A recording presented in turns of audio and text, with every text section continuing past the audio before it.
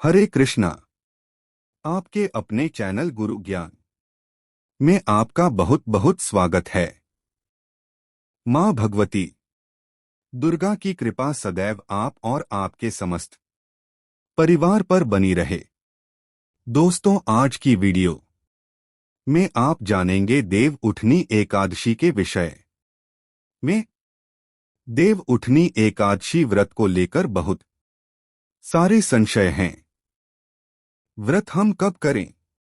तुलसी विवाह किस दिन करें? भीष्म पंचक व्रत का प्रारंभ कब से करें? तो आज की वीडियो में आपके इन सभी प्रश्नों का उत्तर मिल जाएगा और सभी प्रकार के जो संशय हैं आपके मन में, उन संशय का समाधान भी हो जाएगा। तो वीडियो को अंत तक जरूर देखिएगा, ठीक है? और अगर वीडियो अच्छी लगे तो इसे लाइक भी जरूर कीजिएगा, क्योंकि आपके लाइक्स, आपके कमेंट्स मेरे लिए बहुत महत्वपूर्ण होते हैं। यह एकमात्र जरिया है जिनसे मुझे पता चलता है कि आपको यह वीडियो अच्छी लगती है और आपके लिए यह वीडियो उपयोगी है। तो अगर वीडियो अच्छी लगे तो लाइक तो जरूर ही किया कीजिए। चलिए बात करते हैं सबसे पहले की एकादशी तिथि का प्रारंभ कब से होगा और समापन कब हो रहा है। तो देखिए, कार्तिक मास की शुक्ल पक्ष की एकादशी तिथि का प्रारंभ होगा 1 नवंबर 2025 को सुबह 9:11 पर और एकादशी तिथि समाप्त हो रही है 2 नवंबर को सुबह 7:31 पर। और इसीलिए भक्तों के मन में संशय है कि व्रत हम कब धारण करें, क्योंकि एकादशी तिथि 2 दिन की हमें प्राप्त हो रही है। लेकिन देखिए, एकादशी का व्रत जब हम करते हैं तो सूर्योदय कालीन तिथि का ध्यान रखा जाता है। इसके अलावा यह भी देखा जाता है कि दशमी युक्त एकादशी हम ना करें तो दशमी युक्त एकादशी हमें 1 नवंबर को प्राप्त हो रही है, क्योंकि उस दिन सुबह 9:11 तक दशमी तिथि है। और दशमी युक्त एकादशी करने से क्या होता है? पुण्य का नाश होता है। तो जो भी हमारे पूर्व के किए गए पुण्य कर्म होते हैं वह क्षय हो जाते हैं दशमी युक्त एकादशी का व्रत करने से। तो इसीलिए एकादशी का व्रत अगर आप कर रहे हैं तो 1 नवंबर को एकादशी व्रत मत कीजिए, ठीक है? 2 नवंबर को आपको एकादशी तिथि सूर्योदय काल में प्राप्त हो रही है और द्वादशी युक्त एकादशी है। एक और बहुत ही विशेष बात है कि यह एकादशी त्रिशा एकादशी है, क्योंकि सूर्योदय काल में एकादशी तिथि है 2 नवंबर को, फिर द्वादशी प्रारंभ हो जाएगी 7:31 के बाद सुबह, और इसके बाद द्वादशी तिथि 3 नवंबर 2025 को सुबह 5:07 पर समाप्त हो जा रही है सूर्योदय से पहले। और फिर 3 नवंबर 2025 को सूर्योदय काल में त्रयोदशी तिथि व्याप्त रहेगी पारण के समय। तो ऐसे में तीनों तिथियों का जो स्पर्श है, तीनों तिथियों का संगम जो है, वह इस एकादशी को त्रिस्ता एकादशी बनाता है, जो कि कई गुना फल प्रदान करती है।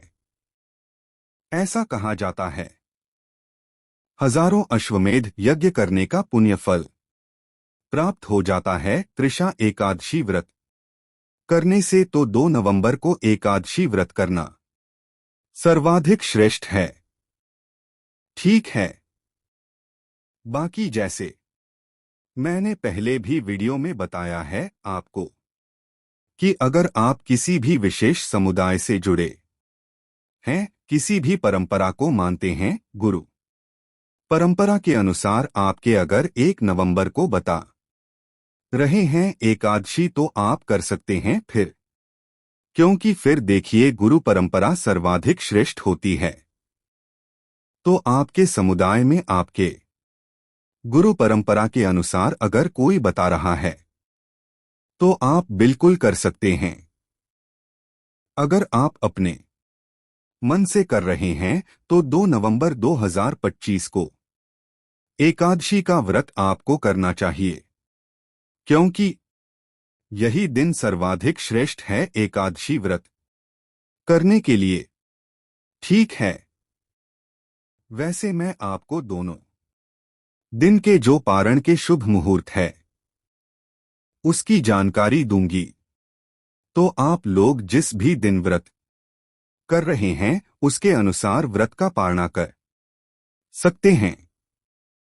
आप किस दिन व्रत कर रहे हैं कमेंट बॉक्स में जरूर बताइएगा। ठीक है, और अब जैसे कि देव उठनी एकादशी पर देव जगाए जाते हैं, फिर हम तुलसी और शालिग्राम का विवाह संपन्न करते हैं। तो देव किस दिन उठाए जाएंगे और तुलसी विवाह किस दिन करें? देखिए, देव उठाए जाएंगे 1 नवंबर 2025 को शाम के समय गोधुली बेला में देव उठाए जाते हैं और इसके बाद तुलसी और शालिग्राम का विवाह संपन्न करते हैं।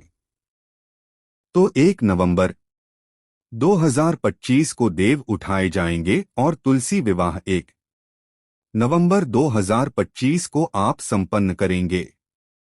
ठीक है, 2 नवंबर को रविवार है, तो रविवार के दिन तुलसी की पूजा नहीं करते हैं, तुलसी को स्पर्श नहीं कर सकते हैं।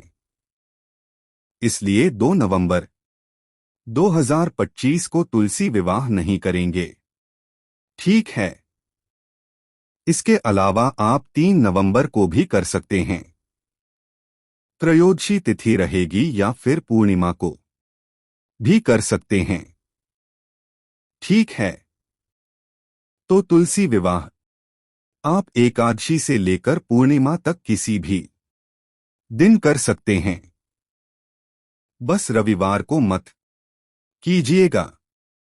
वैसे तो कर सकते हैं, लेकिन सबके मन में संशय होता ही है थोड़ा बहुत, तो आप रविवार को छोड़कर बाकी पूर्णिमा तक किसी भी दिन तुलसी विवाह संपन्न कर सकते हैं।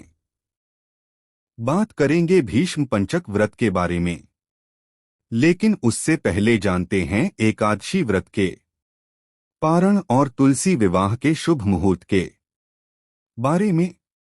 देखिए, इस बार एकादशी का व्रत कई भक्त हैं जो कि 1 नवंबर को भी धारण करेंगे और कई भक्त 2 नवंबर को भी एकादशी व्रत धारण करेंगे। तो पारण के शुभ मुहूर्त दोनों ही दिन के अनुसार मैं आपसे शेयर कर रही हूं। अगर आप 1 नवंबर को एकादशी व्रत कर रहे हैं तो आप पारण करेंगे 2 नवंबर को, यानी कि रविवार के दिन, और 2 नवंबर को एकादशी व्रत के पारण का शुभ मुहूर्त है दोपहर में 1:11 से दोपहर 3:23 तक। पारण इतनी देर से क्यों? क्योंकि हरिवासर की समाप्ति के बाद ही व्रत का पारण कर सकते हैं और हरिवासर की समाप्ति का समय है दोपहर में 12:55 पर, और इसके बाद ही शुभ मुहूर्त में आपको अपना व्रत खोलना है। ठीक है, अब जैसे कि व्रत का पारण दोपहर में करना है, तो बहुत सारे भक्तों के प्रश्न आते हैं कि क्या हम तब तक फल इत्यादि ले सकते हैं, चाय पी सकते हैं, दान कर सकते हैं, ब्राह्मण को भोजन करा सकते हैं? तो देखिए, दान आप कर सकते हैं। जैसे कि सुबह के समय आप 2 नवंबर को विधि विधान से पूजा कर लीजिए, दान कर लीजिए, और इसके बाद फलाहार इत्यादि आप कर सकते हैं। मतलब जैसे एकादशी को व्रत किया था, व्रत में जो आपने फलाहार लिया है उसी प्रकार से द्वादशी को भी जब तक आपके पारण का शुभ मुहूर्त नहीं होता है तब तक आप फल इत्यादि जो भी फलाहार की चीजें हैं वह आप ले सकते हैं। ठीक है। नमक का सेवन नहीं करना है। नमक आप पारण के शुभ मुहूर्त में ही खाएंगे। और जो भक्त 2 नवंबर को व्रत धारण कर रहे हैं उनके लिए पारण का शुभ मुहूर्त है 3 नवंबर 2025 को सुबह 6:34 से सुबह 8:46 तक। एकादशी के व्रत में पारण का बहुत महत्व होता है। अगर हम शुभ मुहूर्त में अपना व्रत नहीं खोलते हैं तो हमारे किए गए व्रत का संपूर्ण फल हमें नहीं मिलता। तो इसलिए व्रत के पारण के शुभ मुहूर्त का ध्यान रखिए। इसी शुभ मुहूर्त में आपको अपना व्रत खोलना है, व्रत का पारण करना है। और अब जानते हैं तुलसी विवाह के शुभ मुहूर्त के बारे में। देखिए, तुलसी विवाह हम करते हैं तो उससे पहले शालिग्राम जी को ठाकुर जी को जगाया जाता है। देव जगाने के बाद ही तुलसी विवाह करते हैं और देव जगाते हैं शाम के समय, यानी कि जो गोधली बेला का समय होता है। प्रदोष काल का उस समय घंटा, घड़ियाल, शंख इत्यादि बजाकर देव जगाए जाते हैं और इसके बाद उनकी विधि विधान से पूजा की जाती है। भगवान को भोग अर्पित करते हैं, पूजा करते हैं, उनकी आरती करते हैं और फिर तुलसी महारानी का शालिग्राम के साथ विवाह करते हैं। ठीक है। तो देव जगाने और तुलसी विवाह करने का शुभ मुहूर्त है शाम को 6 बजे से रात्रि 7:30 तक। तो तैयारियां आप पहले से रखिए, जैसे दिन से ही तैयारियां रखिए। भोग इत्यादि सामग्री इत्यादि पहले से तैयार करके रखिए। फिर जैसे ही मुहूर्त प्रारंभ होगा आप देव जगाएंगे और तुलसी महारानी और शालिग्राम का विवाह संपन्न करेंगे। ठीक है। अब जैसे कि शुभ मुहूर्त थोड़े समय का है और समय ज्यादा लगता है, तो शुभ मुहूर्त इसलिए होता है कि इस समय में हम कार्य प्रारंभ कर लें। ठीक है। पूजा प्रारंभ कर लीजिए।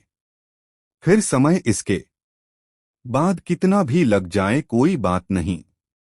शुभ मुहूर्त में हमें अपनी पूजा प्रारंभ कर लेना है। ठीक है। अब जैसे कि कई स्थानों पर ऐसा भी होता है कि देव सुबह के समय जगाए जाते हैं। तो अगर आपके यहाँ इस प्रकार से होता है कि सुबह देव जगाए जाते हैं तो फिर आप विवाह दिन में भी कर सकते हैं।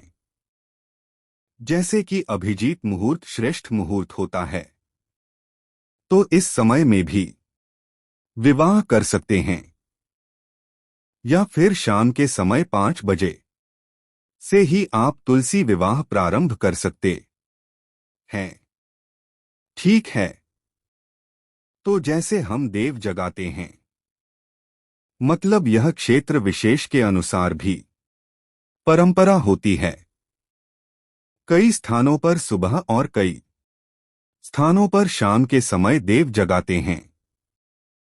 और जब देव जागते हैं तभी तुलसी और शालिग्राम का विवाह संपन्न करते हैं। ठीक है। तो अपने परिवार की परंपरा का भी आपको यहाँ पर ध्यान रखना है। अच्छा, जैसे कि मान लीजिए आप पीरियड्स की अवस्था में हैं और एकादशी के दिन यानी कि 1 नवंबर को आप तुलसी विवाह नहीं कर पाते हैं, तो ऐसे में आप चाहे तो पूर्णिमा के दिन भी तुलसी विवाह कर सकते हैं। तो दोस्तों, यह है आज की वीडियो। उम्मीद करता हूं आपके लिए उपयोगी होगी। अगर वीडियो अच्छी लगी हो तो लाइक कीजिएगा, संभव हो तो शेयर भी कीजिएगा, और चैनल पर पहली बार आए हैं तो सब्सक्राइब करके बेल आइकन को जरूर प्रेस कर लीजिए। अगर आपको आज की वीडियो अच्छी लगी है तो मिलता हूं मैं आपसे अगली वीडियो में। तब तक के लिए जय श्री राधे।